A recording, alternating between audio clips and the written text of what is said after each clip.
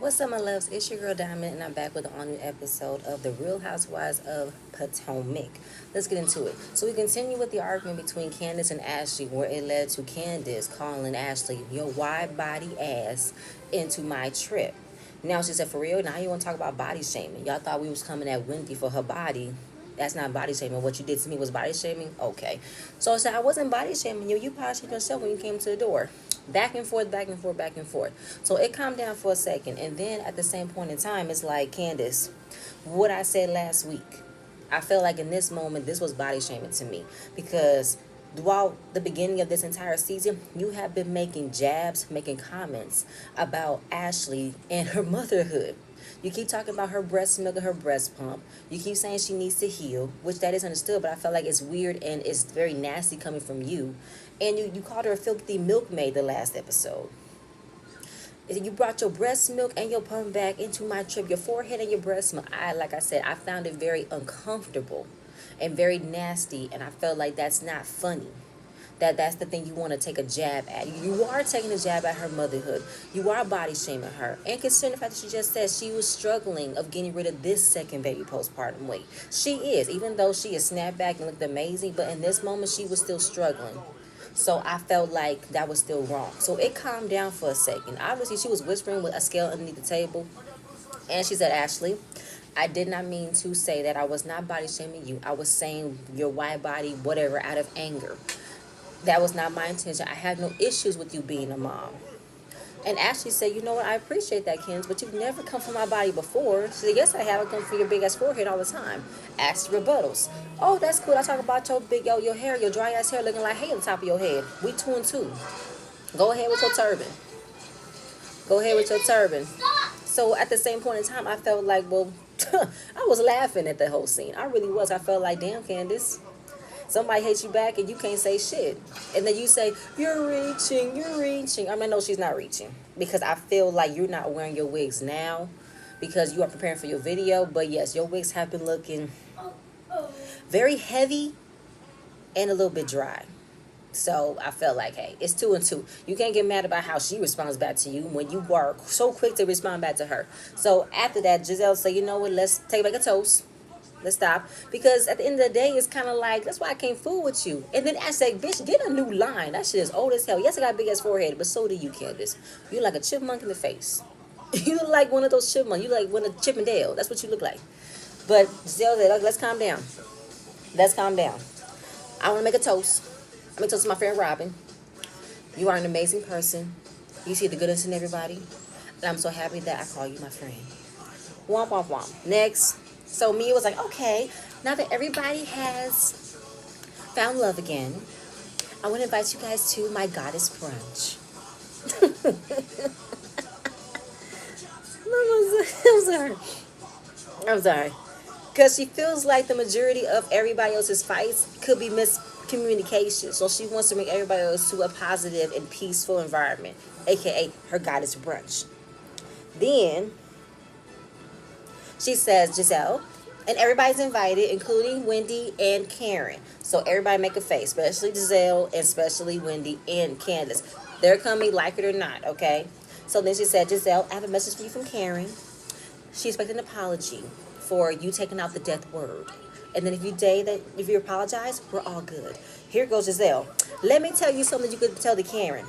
She will be dead before she receives an apology from me. Her and Ray will be dead before she receives an apology from me.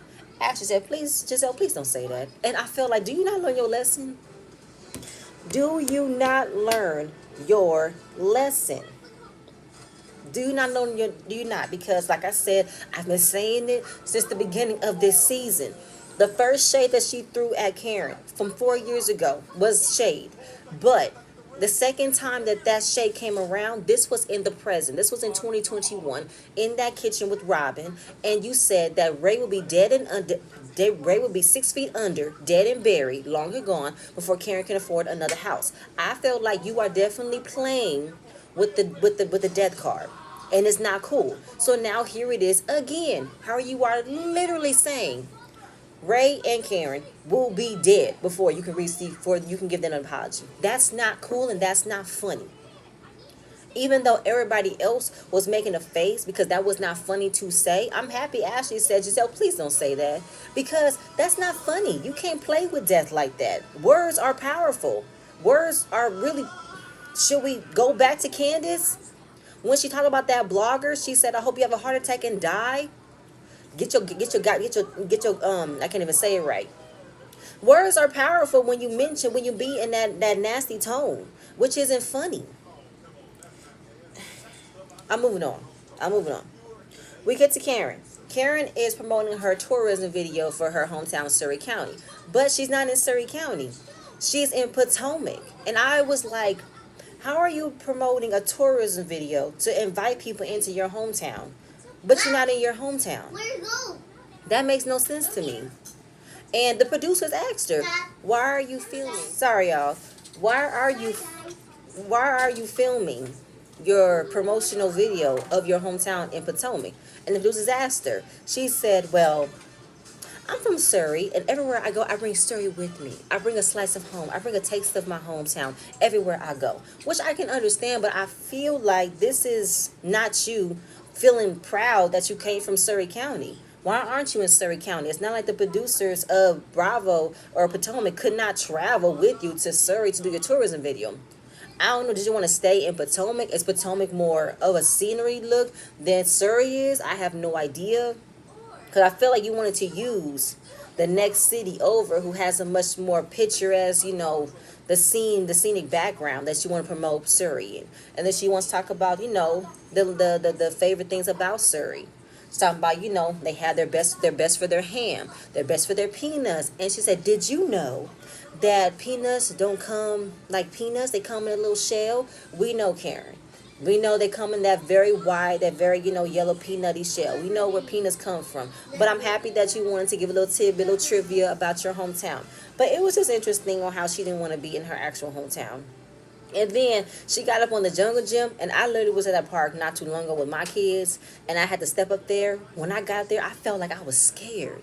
I'm like, I'm damn near tall as this thing. Why am I scared to come to the front? Why am I scared to go all the way down on the jungle gym and slide down? I was terrified the whole time. I was like, ooh, this is different when I was a kid. Now that I'm an adult, I feel more aches and pains going up those things.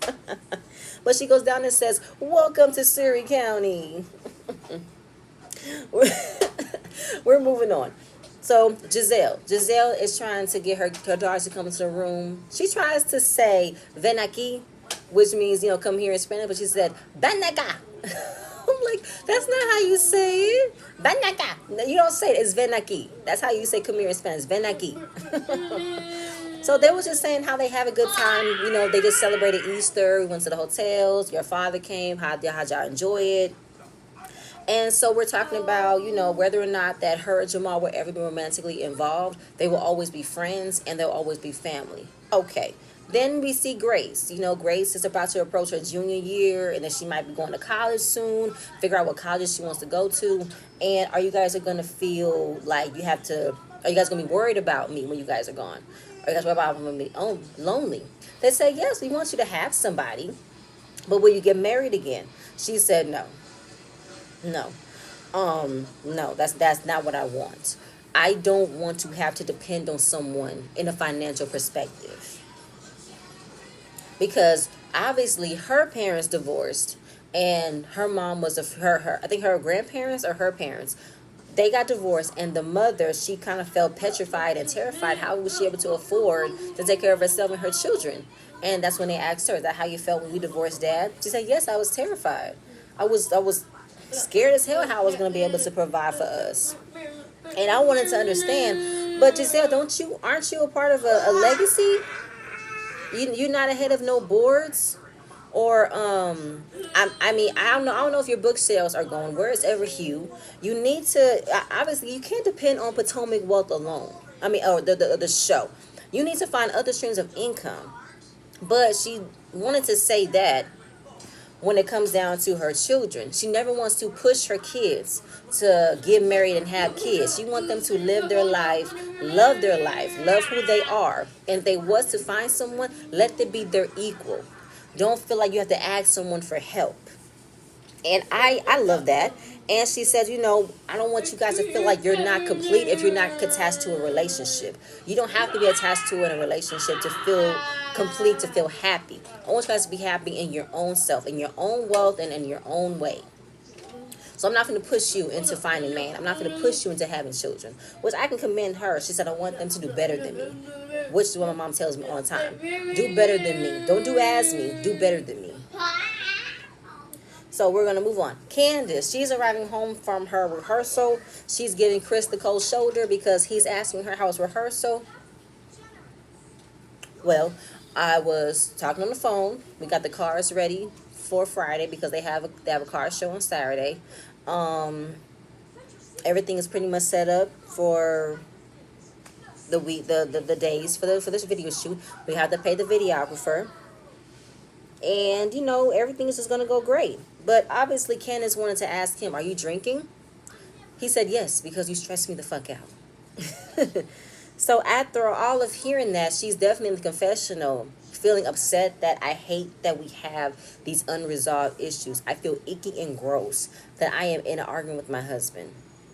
And I don't like it because she is acting out of nerves for this video. Because this video pretty much could be a make or break for her, even though her songs are, coming out. But the video, is a different ballpark.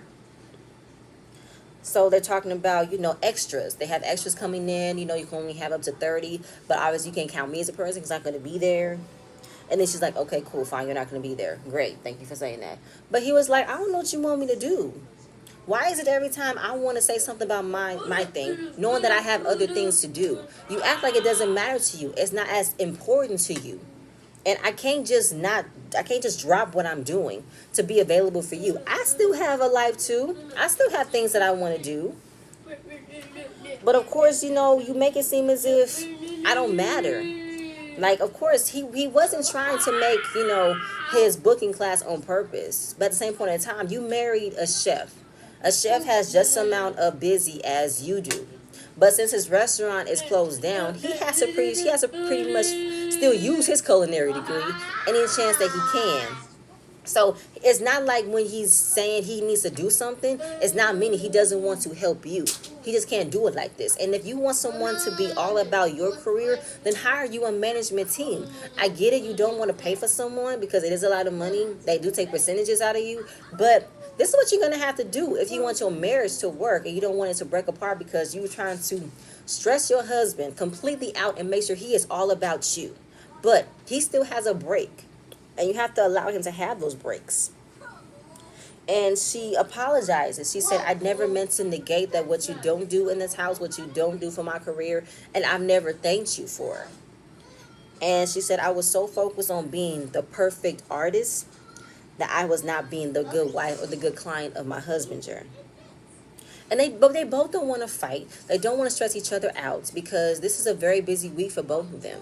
But once, she gets through this week, she has a break, and then she can focus on finishing her degree. It was a pretty cute scene, and it definitely, they do have to work on communicating with each other, and Candace cannot always lash out when she doesn't get her way. Chris is better than me. He handles her. So Wendy is enjoying some outside activities with her kids because they're in virtual learning, so they don't have any, PE classes, so they get in some sun. And she also talks to Eddie about having a very deep conversation about police because the kids have been asking about what do we do if we're been, stopped by the police? What do we know about? What should we do? So they're obviously, going about the news of the trial for Derek Chauvin. And of course, Wendy did her commentation on it. And it is a very touchy conversation to have with your kids about the do's and don'ts when it comes to the police. And she said it best. It's very hard as black parents that we have to break our kids' innocence. I have not had that conversation with my son just yet. I'm slowly developing conversations, especially the fact that he has a sister. And I tell him he cannot hit girls. You cannot hit girls. That's a no-no. You need to come up with a different way of communicating with anybody, especially girls. Even though he is playing, he's rough playing. But that he still needs to watch what he does. So I have to do that every single day with him until he gets it. And when it comes to him having that conversation with the police, That's going to definitely be a tough conversation to have.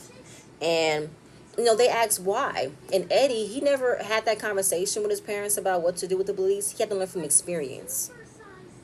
So it's kind of like, how can I know if there's a police officer looking at me that he's not going to kill me? He's not going to look at me as a threat. Eddie says, we never know. There are a mixture of good cops and bad cops, and it's up to us to still handle them with, treat them with respect, because we never know when there is a good cop or a bad cop coming our way that will either help us or harm us, which sucks. And he said, I wish I can become like Martin Luther King and make it where black people are not mistreated as well as white people are not mistreated. This was a very sentimental moment for me. I was definitely getting teary-eyed because I am in fear of my sisters, of my kids, because it is very different than what we were growing up. You know what I'm saying? I can't even trust my sister going down the street to her school, but she has to go to a whole different school, and I don't even trust the bus. And I used to ride the bus. I don't trust it. I don't trust nothing out here anymore.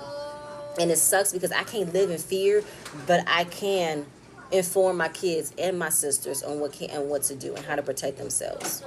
Shoot, I have a whole entire, I'll protect them with my, force field every time I can. But that was a very good scene. And her kids are very smart. They're very smart, and they're going to do well. Kudos to you, Wendy and Eddie. Karen is meeting with Ashley and Dylan at a little lunch just to catch up. So Karen is talking about when Raven blesses her with a grandbaby. She wants to be called Diamond, aka my name.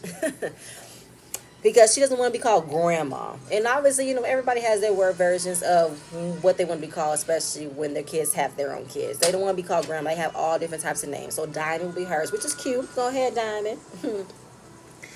And she said, they're talking about the Williamsburg trip. She said, I wish you would have came, and I definitely wish you would have seen the entire breakdown of Giselle going at Wendy. Because it really kicked it off when she said she had no substance. Because now she's showing her sexy side. She ain't got no substance.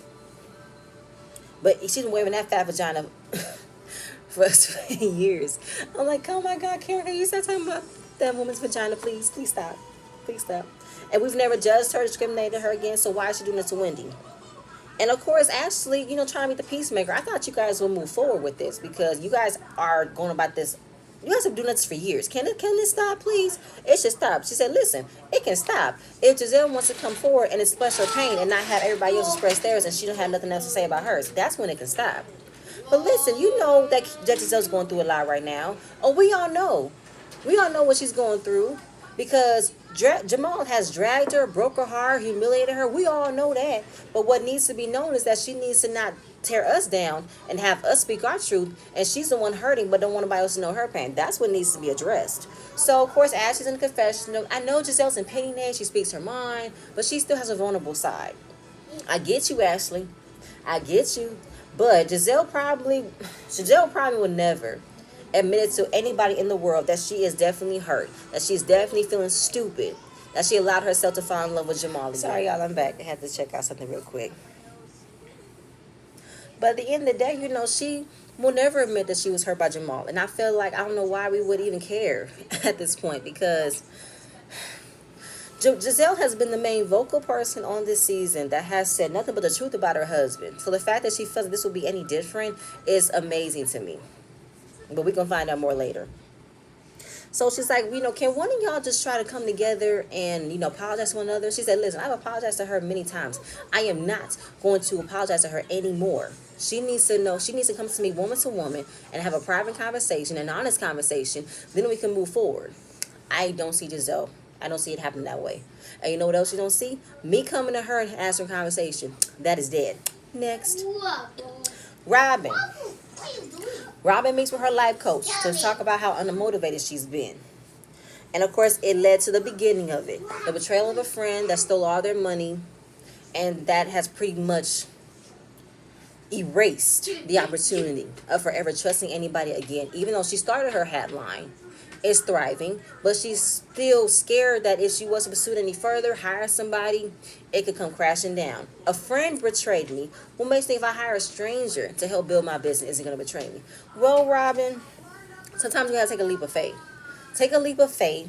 And obviously, Don't be afraid to ask the hard questions. Don't be afraid to research people. Don't be afraid to even look up background checks of people. Don't be afraid. You know what I'm saying? Because I feel like I don't know what else you want to do besides this business you said you love so much. Okay, this is your baby. I understand you want to be present, but of course, like you said, I want to be able to trust someone else that can carry the load so I can spend my time with my kids and my fiance. And of course, okay, we hear fiance. Have you talked about any wedding plans lately? No, I'm not in the mood to be talking about a wedding because the pandemic ruined that for me. It removed me from being in a structured environment. Now, again, Robin, like I said, I get the pandemic has stopped the whole entire process of being so free to like plan everything, have a whole lot of people, but you can still have a very nice wedding. It has to be smaller and of course COVID risk free. But I wouldn't let a pandemic stop me from marrying the love of my life. I wouldn't. Even if we can't invite nobody, it's just us. I wouldn't stop it for nothing. But that's just you, Robin. And of course, it led to, her not being unattractive because she's laying in bed almost the whole day and not moving. And Juan is not even looking at a different way. He's not commenting her about the good things, just the bad things. And it makes her feel bad, makes her feel low. And it led to the life coach saying, the expectation of a black woman is so high. We are told to be strong. We are told to always, get it together. We are not pretty much allowed to express our feelings. We cannot crumble. But she said when Juan had a low point in his life, she supported him. So she wants the same in return. But she hasn't expressed that to him. I don't know if she's afraid to be honest with Juan. That's going to make him leave. But obviously, you haven't done nothing else but made him stay. I don't know, Robin. I can't say that. There is no chemistry between you and Juan. I don't see none. Like I said in my last video, you are complacent and comfortable in the environment that you're in. You and Juan, Juan has definitely have tasted the other flavors besides you. You have not seen anything more for yourself. But of course, she needs to commit to herself to getting more active, find a bigger place for her business, and obviously speaking her mind with Juan and not being afraid of what he says. Where is he going to go if he was to say, I want you to start treating me better? Where is he going to go? He has nowhere to go. But okay, do better, Robin, because I feel like you can do so much more if you always think better for yourself. Don't just wait for someone else to tell you you're doing good. Trust me, you have to be your own cheerleader at some point. You have to. Mia, the goddess brunch. I felt like everybody that arrived looked amazing except for Robin and Giselle. I mean, Giselle had this, paisley. It looked like a robe at some point, but it was cute. Robin looked like she was going to wear a formal with her hair and her dress, but everybody else's choice of shoes, amazing. Wendy and Escale, masterpieces, gorgeous, gorgeous. I love Wendy at the Sabu goddess dress. I loved Askel's heritage hairdress and her entire outfit. I loved it. Beauty, black magic, girl, all that everywhere was happening. Girl magic everywhere. Just gorgeous Milani tones everywhere. So, obviously, Wendy is seeing Giselle. She felt like as a friend, she would have said sorry as soon as she saw me, but that's not happening. I don't know if we're going to ever get back to that same place. So then, of course, Candace arrives, but she's wearing this Diana Ross, Dorothy Dandridge wig, but it's for her video. It's a 70s vibe going on.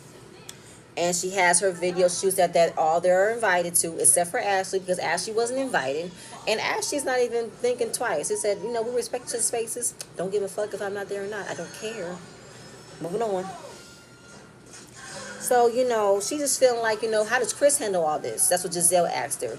She said, I just need to stop being so nitpicky and start, focusing on the things that I know are being handled, and obviously think twice about what his role needs to be.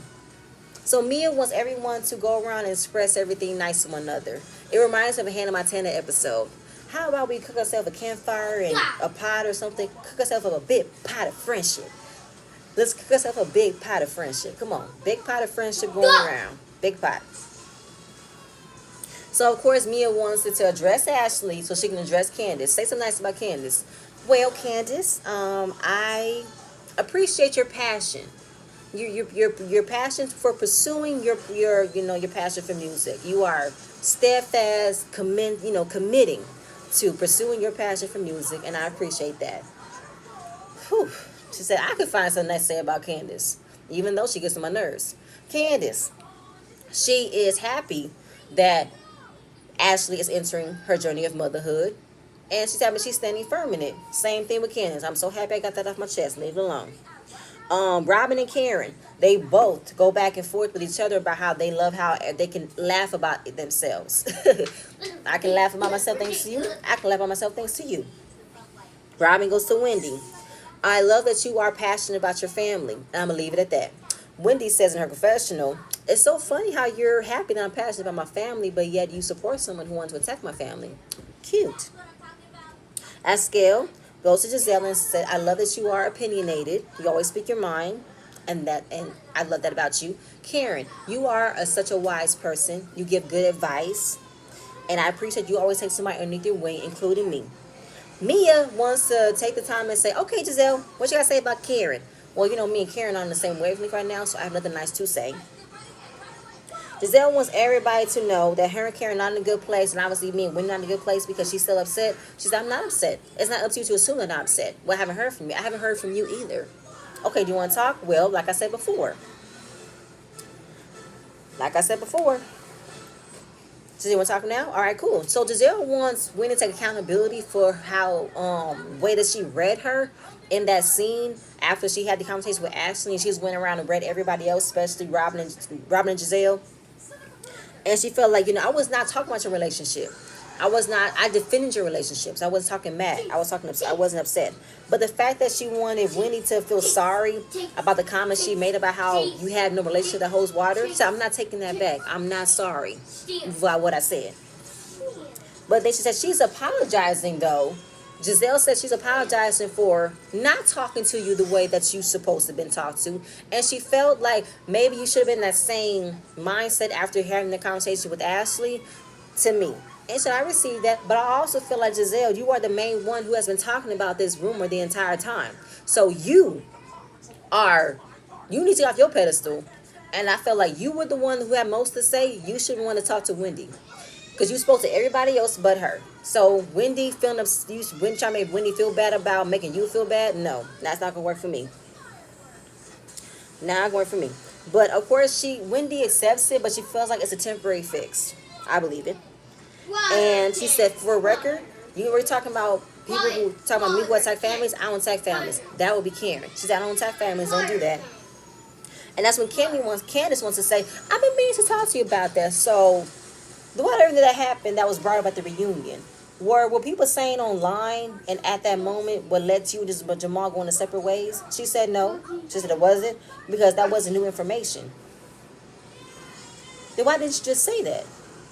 Because she didn't want to. She said she wanted to make Karen look like an ass. But I felt like, no. Giselle, you look like a fool sitting in that seat without Jamal behind you, helping your ass in that moment. Is Jamal coming? Of course not. And she said, I don't respect no one who researched my family. Please. Everybody at this table have researched someone else or have been asked from a blogger about what was being said in the blogs. Please move out of my way. So they said the producer asked her, how did you find out about the rumors? Jamal told me. I don't believe that. The fact you say you and Jamal talk about everything, I don't think he'll come out of his mouth and say, I have been cheating on you since we've been together again. I don't think he would have. He wanted you to find out for him. He wanted you to be humiliated by the public and you got embarrassed. Moving on. So she felt like, okay, fine. Because I don't believe that that's what really affected you. I think what affected you was you got embarrassed, you got humiliated, and you couldn't say shit. You're trying to save face. So now, she said it affected my kids because my kids are by him. So Karen was like, I'm never going to say anything bad about the children. So if it affected you and your kids, I apologize. But she felt like, who you saying sorry to? Apologize to me, boo-boo. To my black ass. Apologize to me. She said, listen, this is what you want? This is what you want? Fine. I'm sorry that what I took a part in with the whole is Jamal coming, I'm sorry that hurt you and your children. Everybody was like, oh, no, fuck that. And then, of course, the same thing. Karen wants an apology from Giselle with the whole death comment. And she said, I may have said something bad, but I've never hurt your feelings. Is that an apology? But all about, let's start a clean slate. A clean slate to talk about respect. A clean slate to talk about nothing but family. Let's keep it as respect. Nobody does nothing else underneath those tables. Start first with Karen. Let's start first with everybody else. I felt like, okay, Giselle. Even though there have been times she has apologized before, but with this, I felt like, why is it so hard for you to say sorry? Because you did say malicious things not too long ago about how Karen and Rick will be dead before they get an apology. Okay, Giselle.